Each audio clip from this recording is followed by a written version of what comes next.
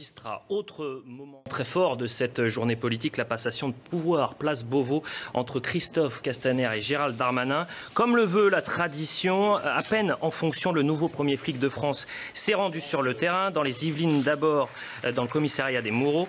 Il a ensuite participé au Conseil des ministres et il est actuellement dans le Lot-et-Garonne, à Port-Sainte-Marie, pour un nouvel hommage. On va regarder ce sujet, la journée marathon de Gérald Darmanin, par Jeanne Cancard. C'est dans cette cour du ministère de l'Intérieur, à 11 h ce mardi, que Christophe Castaner a accueilli le nouveau locataire de la place Beauvau, Gérald Darmanin.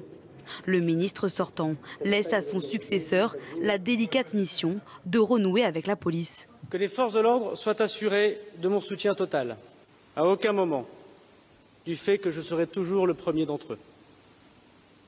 Que je défendrai tout ce qui peut être défendu. Que je soutiendrai tout ce qui peut être soutenu. Pour passer rapidement des paroles aux actes, Gérald Darmanin, tradition oblige, s'est rendu auprès des forces de l'ordre dans ce commissariat des Mureaux. C'est ici qu'officiait le policier tué avec sa femme à Magnanville en 2016. Comme tous les Français, j'ai été particulièrement choqué de la mort de vos collègues. Après cette visite, Gérald Darmanin s'est rendu à son premier conseil des ministres du gouvernement Castex. Dernière étape de cette journée chargée, un déplacement dans le Lot-et-Garonne, là où cette gendarme de 25 ans a été tuée samedi dernier par un automobiliste en fuite.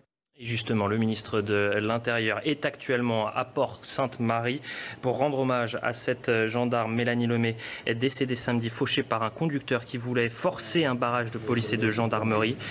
Donc, vous le voyez, Gérald Darmanin qui est présent pour rendre cet hommage. Nous sommes avec Denis Jacob. Vous êtes secrétaire général Alternative Police. 2 déplacements pour le ministre de l'Intérieur. On peut le dire, Denis Jacob, c'est un signal positif qu'il rend aux forces de l'ordre. Bonsoir.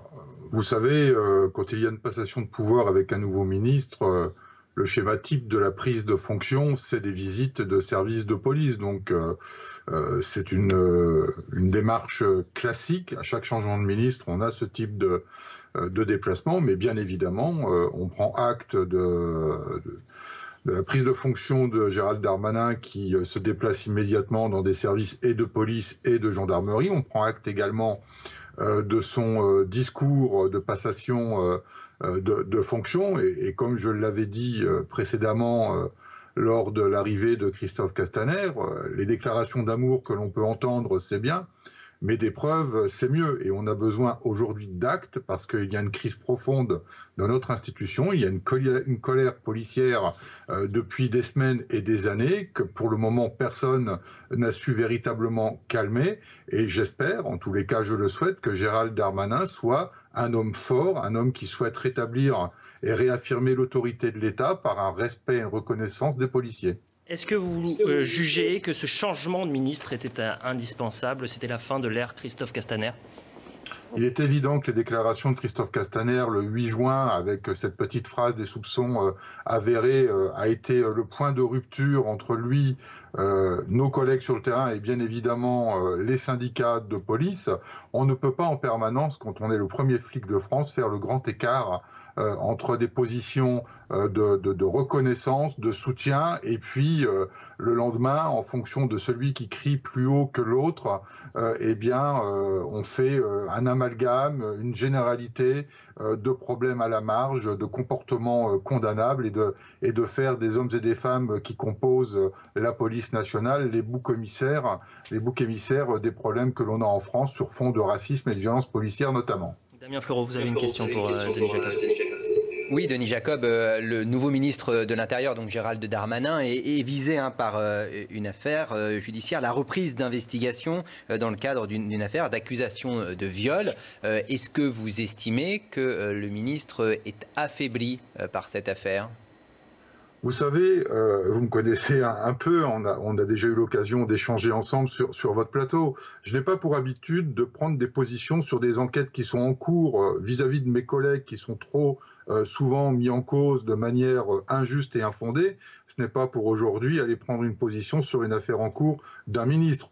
Mais je ne vais pas vous cacher que quand on a eu le nom du nouveau ministre de l'Intérieur sur les réseaux sociaux, bon nombre de policiers se sont interrogés sur la capacité du ministre de l'Intérieur à assumer ce rôle au regard de cette enquête. Moi, j'attends de voir. En tous les cas, nous, on a de graves problèmes dans la police nationale.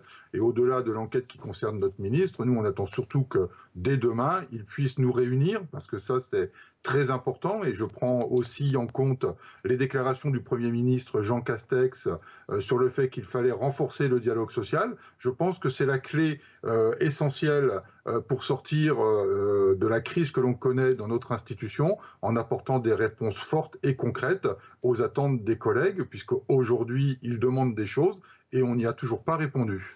Merci d'avoir été avec nous, Denis Jacob, Merci. secrétaire général Alternative Police.